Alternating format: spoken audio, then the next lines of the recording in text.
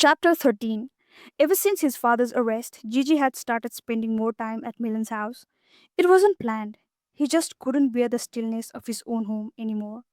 The silence there screamed too loudly, and every corner reminded him of the life that had crumbled overnight. Milan's home was different. It smelled of turmeric and old wood, and always had the soft hum of radio playing in the background. The laughter, the casual scolding, the clinking of utensils, it all felt oddly comforting. Uncle Tamba, Milan's father, welcomed him like a second son. You've grown thinner, Gigi, he said one evening, piling an extra serving of rice on his plate. You blow away in the wind like that. Eat properly. Gigi smiled. Thank you, Kaka. Tamba would ruffle his hair, sometimes sit beside him on the woven cot, talking about crops, weather, or old village tales. He never brought up Raghu's arrest, not once, and Gigi was grateful for that. One afternoon, while chewing a roasted peanuts, Gigi finally said it aloud, almost like a whisper. I want to prove my father's innocence. I know he didn't do it. He might have made enemies, sure, but he didn't kill anyone. Milan looked up, surprised. Tamba's eyes stayed fixed on the ground. After a long pause, he spoke slowly. Then dig deeper, beta. Sometimes the truth hides when no one thinks to look. Start from the school. The teacher knew too much for his own good. Gigi frowned. The school? Thamba nodded. He was poking around things bigger than himself, like those educational funds Devendra's people promised but never delivered properly. That caught Gigi's attention. He had heard whisper about, but they were easy to ignore when Devendra was a hero to everyone. Now, though, the pieces felt jagged and unfinished. Maybe you're right, Gigi murmured. From the next day on, he began asking quiet questions at the school, near the teacher's old quarters, even among students who had been close to him. But he found nothing, just hollow eyes, hushed tones, and shrugged shoulders. No one wanted to talk. No one seemed to know. Days passed like this, and Gigi's frustration grew heavy. That's when the school peon Ramdas, a quiet man with sun-wrinkled skin and limp from an old injury, started noticing him. He had seen Gigi's loitering outside the teacher's room, sitting alone under the banyan tree, asking questions no one dared answer. One afternoon, as the bell rang and the schoolyard emptied, Ramdas slowly walked up to him. He looked around once, then mentioned Gigi to follow him beside the storage shed. I don't want any trouble, he whispered. But your father, he helped me once. Paid for my daughter's medicine when I couldn't afford it. I owe him. Gigi's eyes met his, steady, hopeful. I never believed he killed Master Ji, Ramdas said. The truth is, the teacher had been distressed for weeks, restless, angry. He kept talking about how the educational fund were being misused, how Devendra's team siphoned off money, filed fake reports while students studied in broken classrooms. He confronted Devendra, shouted at him once, right here outside the staff room. Gigi's breath caught. But instead of fixing things, Devendra threatened him. Ramdas continued. Said he'd have him transferred to some remote village if he didn't shut up. And in that moment, something clicked in Gigi's mind. The image returned. Masterji standing in their courtyard weeks ago, speaking through the window, hands folded, pleading. His father's stone face, the refusal. It wasn't just a random visit. The teacher had come to ask for help, and his father had said no. Because once long ago, Master Ji had sided with Devendra and humiliated Raghu in a panchayat meeting, called him corrupt, turned the whole village against him. Gigi had never forgotten that day, so his father, wounded, proud, turned his back. And now, the man was dead. Gigi's fist clenched. The puzzle pieces were shifting. The lines between enemy and ally, truth and illusion were blurring. His father might have denied help, but that didn't make him a murderer. And Devendra, maybe he had more to hide than anyone realized. Ramdas took one final look around and made sure no one was watching. Then, quietly, he pulled a folded piece of paper from his pocket and slipped into Gigi's hand. I found this a few days after Master Ji's died. Don't ask how. Just follow where it leads, he said in a low voice. Gigi unfolded it slightly, just enough to glimpse what was written. His eyes widened. Ramdas raised a finger. Don't tell anyone I gave it to you. Not even Milan. Do this your way. quietly. And then he walked away, leaving Gigi alone under the shadow of the banyan tree, the note clenched tightly in his palm. Chapter 14. The quiet hum of the hospital machines couldn't drown out the noise in Mira's head. She sat by her father's beside, his breathing now steadier, his skin no longer as pale, but the unrest inside her only grew stronger. Her, her eyes kept drifting to the windows, to the neat paved roads, the buzzing autos, the clean water coolers, the hospital staff moving briskly, speaking fluent English. The contrast from her village struck her harder than ever. Why do we live like that? She wondered. Why didn't I see it before? That, that evening, as Devendra came to visit her father again, bringing fruits, smiling warmly, Meera waited till they stepped out for a walk. The hospital corridor was quiet, the air heavy. Devendra ji, she began hesitantly. Yes, Meera, he replied, hands behind his back. Why is it we don't have roads like these? Or hospitals? Or school that actually teach you to speak English properly? I didn't know we were so backward until I came here. Devinder paused, caught off guard for a flicker of a second. But then he softened his gaze, pulling his warmest, most reassuring smile. That's such a brave question, Mira. Not many people your age would think like that. I'm proud of you. Mira didn't smile back. She watched him carefully. He continued, You're right to ask. But you see, the village will take time to grow. The funds we receive from the government are very limited. If I divert those to build schools and roads, people will go hungry. Imagine no food schemes, no seed subsidies, no emergency aid. The villagers survive day to day. First, we must keep them alive. Then we dream of progress. Mira's brows slowly relaxed. She thought of her mother skipping meals when food ran low, or her father prioritizing books over repairs at home. Maybe he was right. I understand, she said at last. Thank you. I trust you. And I want to help you bring that progress someday. Devendra smiled and patted her shoulder gently. And I know you will. Days passed, and her father's condition began to improve. The doctors were hopeful. Neera finally allowed herself to breathe. Her heart lightened, and gratitude filled her chest again. She decided to personally thank Devendra. The next evening, she went to the hotel where he was staying in.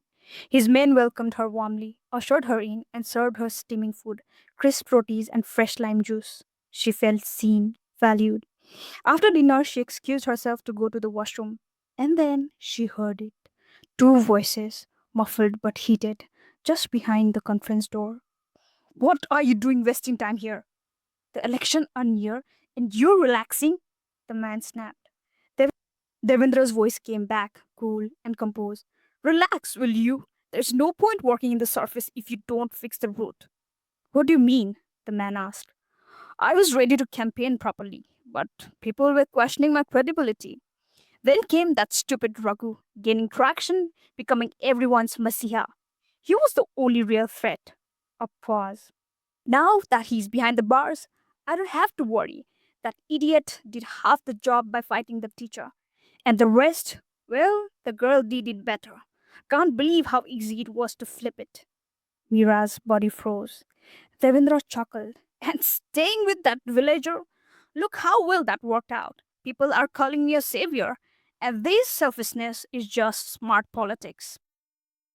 Mira stepped back in the corridor, her breath shallow, her heart raced with betrayal, her hands trembled. I trusted him. I vouched for him. But she didn't confront him.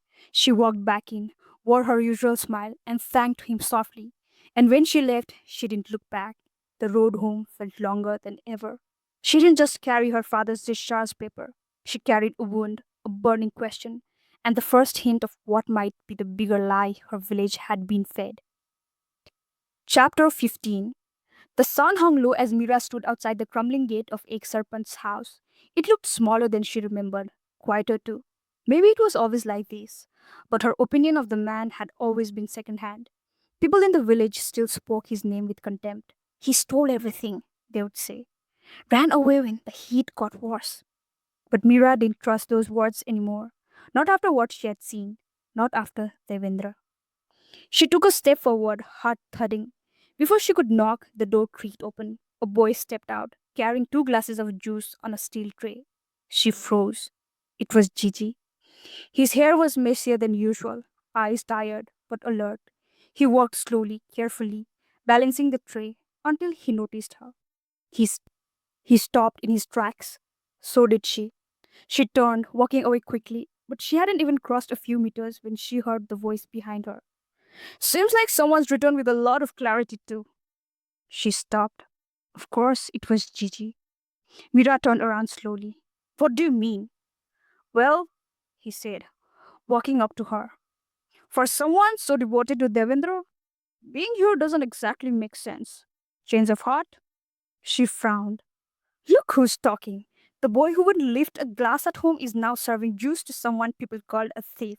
What's your reason? His jaw tightened. Don't waste this. She turned, ready to leave, but something in her boiled over. She blurted. Devendra is a scammer. He's been eating up all the funds and keeping the village poor on purpose. Gigi blinked. For a second, the tray nearly tripped in his hand. Wait, what? Mira looked away. Yeah, that's why I'm here. She frowned. Look who's talking. The boy who would lift a glass at home is now serving juice to someone people called a thief. What's your reason? His jaw tightened. Don't twist this. She turned, ready to leave, but something in her boiled over. She blurted. Devendra is a scammer. He's been eating up all the funds and keeping the village poor on purpose. Gigi blinked. For a second, the tray nearly tripped in his hand. Wait, what? Mira looked away. Yeah, that's why I'm here. A beat passed. So, he said slowly, you're trying to expose him too. She frowned. What do you mean? You want to bring Devendra's truth out to the world? He asked again. She stared. Of course. Isn't that why you're here? No, he said firmly. I don't give a damn about this village. They are selfish and stupid. I'm here to find the clues to prove my father's innocence. And then I'm leaving this place. Forever. Mira softened a little, her voice quieter. Why do you think your father is innocent? He shot back. Why do you think he's a murderer? That made her pause. She had no answer. Not yet. She sighed. All right, let's work together. Get to the truth and don't be sad if your dad turns out to be the murderer. You're unbelievable, Gigi said, shaking his head. Think about it, Mira replied calmly. You can't get to the bottom of this alone. People trust me. You, you've got a reputation of arrogance. You'll need my help. Gigi rolled his eyes. God, you're arrogant. But then reluctantly, he shifted the tray to one hand and extended the other. They shook hands, and just like that, two wounded hearts united, not out of friendship, but necessity. Chapter 16. The ex Sarpanch sat on his tarpaulin, withered hand folded on his lap, his eyes fixed somewhere far off, like he was staring into a memory. Mira and Gigi sat across from him, the tension between them palpable, but silenced for now. I tried. The Sarpanch began, voice slow and gritty. When I realized Devendra was siphoning the education and development funds, I stood against him. I collected reports, receipts, and even a few letters from government officials. I thought I could expose him and save the village. Mira leaned in. Then what happened? He laughed bitterly. Then he made promises to the unemployed 2,500 each month. It was all people needed to hear. They forgot my words the moment he said his. They clapped. They praised him. And they started whispering that I was jealous. You had proof, Gigi said sharply. Why didn't you show it to them and make them believe? I was scared, the serpent admitted, his eyes dull. He threatened my family, said accidents happen in remote villages like ours. I lost everything once. I couldn't afford to lose them too. Mira's brow furrowed. Do you think it's possible Devendra killed the teacher and framed Raghu? The serpent shrugged slowly. It's possible. Master Ji had started asking questions too. Maybe he knew too much. Mira looked down, mind buzzing. She knew what needed to be done. She decided to start small, gather people, present the real story, not just suspicions. The next evening, she began calling families, starting with her own house and neighbors. Some came out of curiosity, others out of confusion. They stood silently, listening as Meera laid down the dots, one by one, about Devendra's schemes, the ex-serpent's account, the school fund fraud, the pieces that hadn't made sense until now. Some villagers looked shocked, others exchanged unsure glances. Whispers started. But Gigi stood in the corner, arms crossed, jaw clenched. When the meeting ended and people started murmuring about what they had heard, Gigi pulled Mira aside. Why didn't you say anything about my father? He asked, voice low but laced with fury. Why is it always about Devendra's scam and never about clearing my father's name? Because we don't have proof yet, Mira replied. We can't just throw assumptions.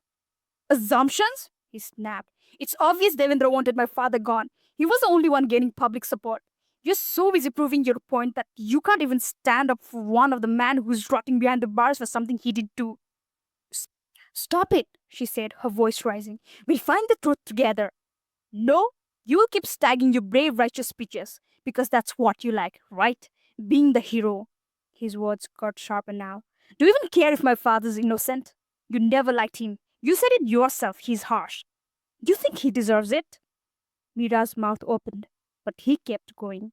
My father didn't help the teacher because the teacher was like you, Gigi continued, voice trembling with more hurt than anger now. He sided with Devendra back then, insulted my father, spat on his character, and when he came crawling back for help, he expected forgiveness. He took a step back. Why should my father have helped him? People like you only stand with someone when you're getting something out of it. He didn't wait for a reply. He turned and walked away into the darkness, fists tight, shoulders stiff. Mira stood still. Something in her broke, or maybe awakened. Not guilt exactly, but the weight of everything she hadn't considered before. Not just what Devendra had done, but what this village has become, what she had become in the process. And for the first time, she truly questioned if she had ever tried to see Raghu, the man behind the image, or if she had just accepted the easier story like everyone else. Chapter 17. Mira sat with her friend Neha at the edge of the field behind her house, the quiet around them broken only by the rustle of dry grasses and distant bird calls. I think I've been wrong, Mira admitted, voice barely above a whisper. About Gigi's father. About everything. I judged him like everyone else did. Maybe he's not the monster I thought. Neha looked surprised, but didn't interrupt. I want to find out the truth myself, Mira said. Not because of Gigi, because it's the right thing to do. So Mira decided to take a chance and visit the teacher's home. The house was small and simple, a little overgrown with weeds, like no one had cared for it in weeks. When Mira knocked, a girl in her early 20s opened the door, eyes red and tired, but polite. I'm Mira, she began gently. I wanted to talk to you about your father. I know it might be difficult. He was a good man, the daughter interrupted softly. People never saw how much he worked for them. I believe that now, Mira said. Can I ask you something personal? The girl nodded. Can you tell us about the time you heard about your father? The daughter nodded slowly, her eyes distant. I was cooking his favorite meal that day. I remember. I went into his room to tidy up, and that's when I saw it. His inhaler lying on the bed. She, s- she swallowed hard. My stomach lurched. He never forgot it. He knew how dangerous that could be. I even thought of running after him with it, but I didn't. Her voice cracked slightly. A few hours later, someone came running to tell me he'd passed away. I couldn't stop blaming myself. I thought maybe it was an asthma attack, that if I had just taken the inhaler to him. She looked up at Mira. But then people started saying it was a murder, that someone had killed him. And suddenly everything was different and confusing. Mira felt a strange tightness in her chest. Something didn't add up. She thanked the daughter and left, thoughts spiraling. She needed to talk to Gigi. She walked towards Milan's house, the only place she could think to find him. On the way, she passed by the small corner shop where Thamba Kaka, Milan's father, was tending to some sacks of grain. Namaste, Kaka, she greeted politely. He looked up, smiled faintly. We're up, Betty. Everything's okay? Yes, just looking for Gigi. Just then, Milan and Gigi turned the corner and walked towards them. Gigi spotted Meera, his face stiffening instantly. Gigi, she called out. He rolled his eyes, muttered something under his breath, and walked right past her. Meera sighed, about to follow when a sudden rustle came from the jungle's edge. A wild boar burst from the bushes, grunting, charging, heading straight for Milan. Milan! Meera screamed. But before anyone could react, Gigi turned around, sprinted towards the boar, and jumped between them. Hey! He yelled, waving his arms and kicking at the ground. The boar hesitated for a second, then charged. Gigi held his ground, managing to drive the animal off after a struggle, but not before the boar's tusks crept deep along his side. He collapsed to the ground, bleeding. Tamba Kaka and Meera ran to him. Gigi! Meera cried, kneeling beside him. Tamba's hand trembled. Get the cart, quick! At the hospital, while Gigi was being treated, Tamba pulled Meera aside, his face pale and shaken. I have to tell you something, he said. Something I should have told long ago. Meera's eyes narrowed. What is it, Kaka? He swallowed. I took a loan from Raghu years ago for an emergency, but I couldn't repay him on time. He scolded me in front of everyone. I could never forget that shame. Gira listened, stunned, as he continued. One day, I was walking past Raghu's house, and near the jungle, I saw Master Ji. He was unconscious. I checked, but he was already gone. I knew him well, Samba said softly.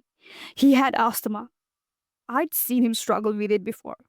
That day, when I found him lying there was no wounds, no blood. Just the way he looked, I could tell. He had an attack. He must have forgotten his inhaler.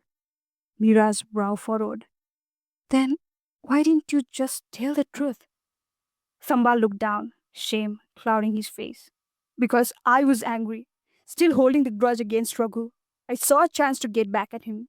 So I made it look like a murder. Mira gasped. I didn't mean for this to go this far, he said, tears welling. Gigi's act today, it broke me.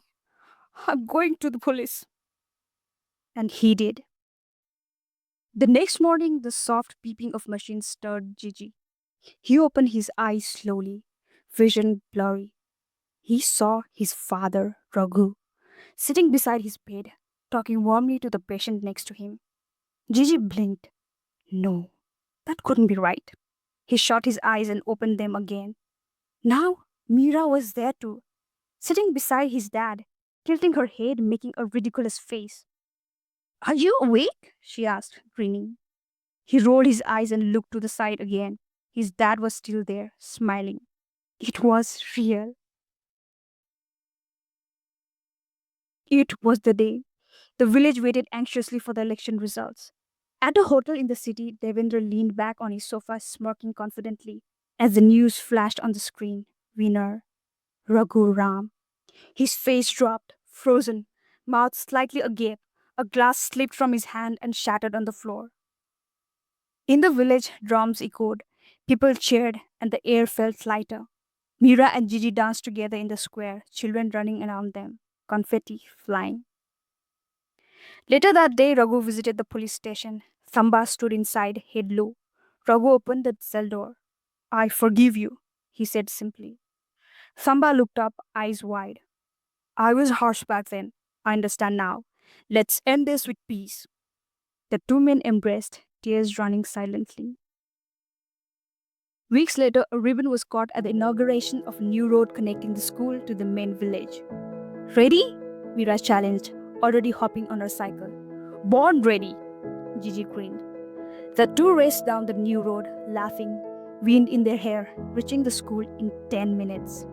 The village once divided, now on the path of healing.